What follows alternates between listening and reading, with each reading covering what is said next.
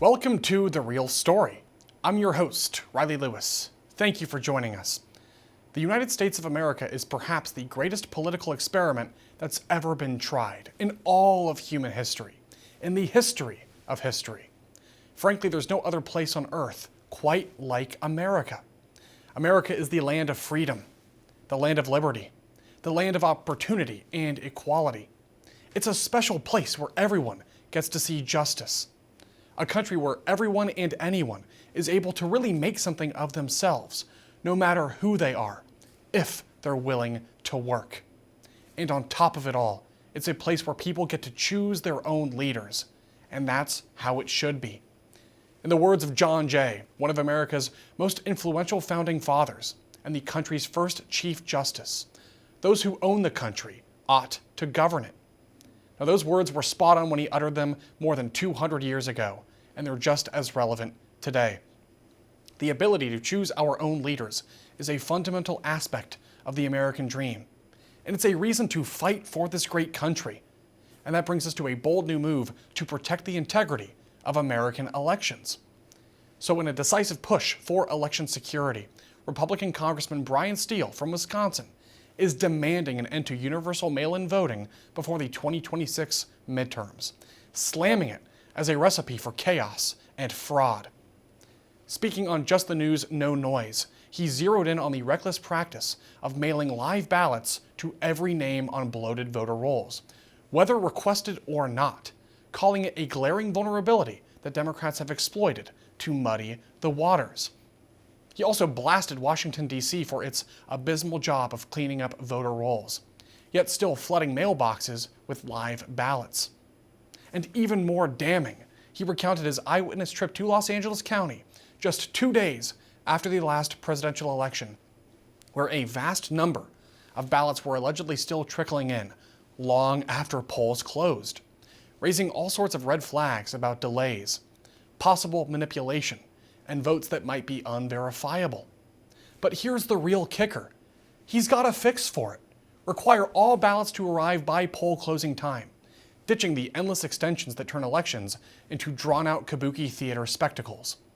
Which is interesting. And wouldn't that be nice, by the way? Now, only time will tell if this idea picks up steam in America's capital.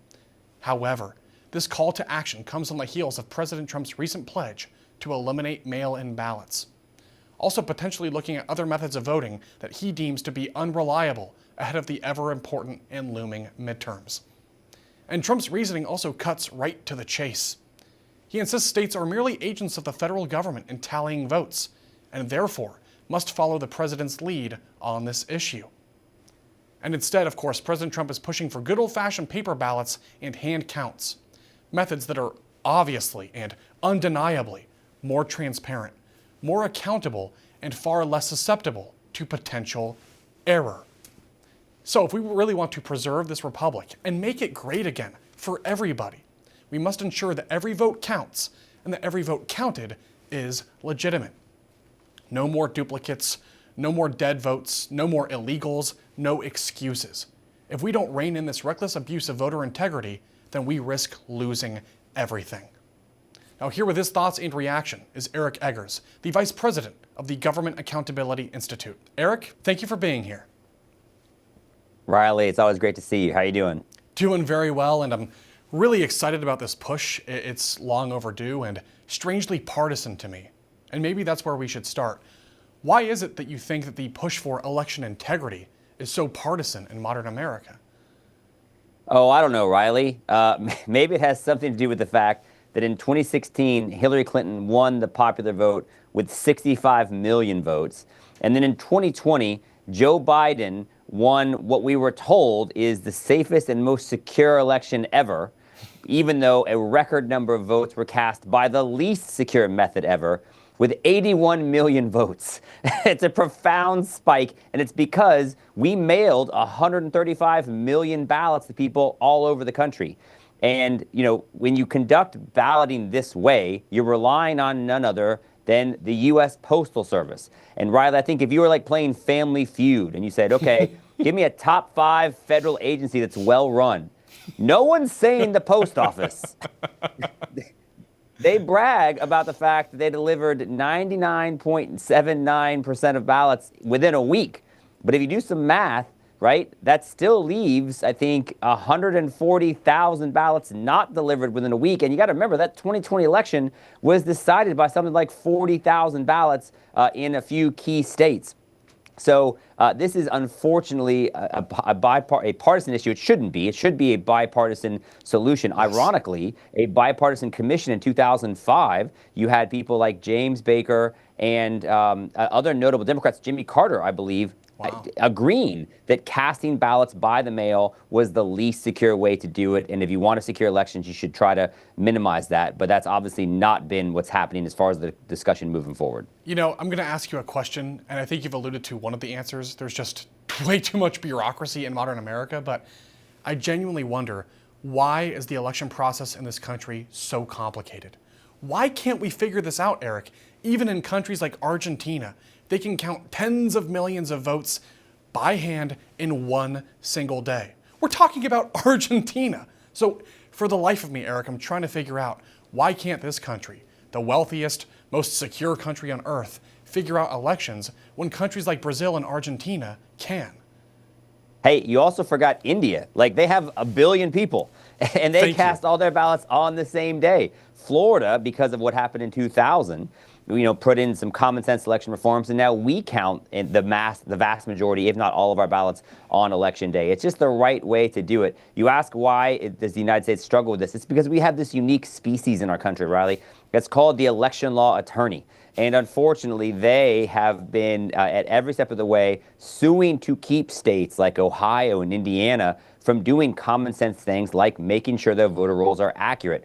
Ironically, Hillary Clinton's campaign attorney is a guy named Mark Elias, and he's been part of the groups. I mean, so I wrote a book about this in 2018, and here's the dirty secret. And that book it came out in 2018, called How the Left Plans to Steal the Next Election. And what we found is the same groups that sue states to keep them from making their voter rolls as safe and secure as possible also fund the groups that go out and collect as many voters as possible and funnel them, legal or not, through the gaps their lawyers fight to make sure still exist. It's been going on for a long time. And then what happened in 2020 was this really ironic combination of the most ballots ever cast in the least secure method possible, and then the big tech censorship that shut down any conversations or rightful questions to just say, hey, listen, wait, what did we just see? And is that okay? And I think you're allowed to ask questions about, why did we just see 100,000 new votes just show up overnight? And that's the problem when you have so many ballots cast not directly between the voter and the ballot box. When you involve third parties, you have lots of questions being raised. And then when you have lots of changes in the results, then you understand why people are skeptical. And this is why people are so just disillusioned, Eric. I mean, when you can't even ask questions about what's happening in your own country anymore, you know your country's in trouble. America just doesn't feel very American to me anymore. It's just unfortunate, and I genuinely wonder what the founding fathers would do and say about the current situation we find ourselves in, because I'm sure they would have thoughts and do something about it.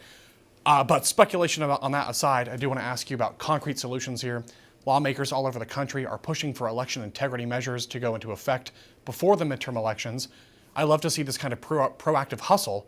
I'm just wondering if it's going to translate to real results in time for those elections. So first off, you talk about our founding fathers. It's like baked into our country's lore that we have election manipulation. George Washington lost his first ever election, which was held in a bar, and then he won his next one because he offered a better brand of liquor to his potential constituents. I mean, that's not a secret. John F. Kennedy, it's sort of widely suggested, was able to win because of ballots that came from Chicago area cemeteries with help from the mob over Richard Nixon in 1960. Wow. Yet somehow along the way, it's like, no, that's not really a thing anymore. Even though the Supreme Court has cited statistics that these voter rolls, 1 in 8 voter registrations are wrong. There's hundreds of counties in this country that you have more registered voters than legal citizens of voting age. And in New York City, they did an investigation. This is in my book. They sent investigators to try. They identified 63 voters, or names on voter rolls that shouldn't be on there, and they sent investigators to try to cast ballots on behalf of those 63 people that shouldn't be on them because they were dead or incarcerated or something else. 61 of the 63 times they were successful, Riley. Wow. So these errors in the voter rolls, to answer your question about like how can we make elections more secure, concrete solutions, Yes. you got to start there. And you got to leverage the power of the federal government to say, listen, if you're taking our money, even though you're in control of your own voter rolls, like we're going to use our DOGE technology, we're going to use the level of scrutiny we're giving to these welfare programs, we're going to get the fraud off of there, we're going to get the fraud off of the voter rolls as well. Well said. Look, I'm cautiously optimistic, but I'm also not going to hold my breath for all those reasons you just laid out. But I do hope for some real meaningful change moving forward. I'm sure you do too. We'll have to see about what happens moving into the midterms, but if we don't have elections that are worth anything, then we don't have a country, Eric. And clearly that's the main point here. So I hope that we can all prioritize this and make this, really come into fruition, because there's so much hinging on it. The whole country is hinging on cleaning up our elections. So Eric, just thank you for your insights today and your time. I sincerely appreciate it. Hey, it's my pleasure, and I join you in being very optimistic. I think this is one of those 80-20 issues. Everyone wants fair elections. And so I think when Donald Trump puts the weight of his administration behind it, I think you'll find some real solutions come to bear. All right, I hope so. Coming up next, First Lady Melania Trump, in an effort to find solutions to the most pressing issues facing Americans, announces a nationwide initiative for students to harness the power of AI for good. More details about it after the break.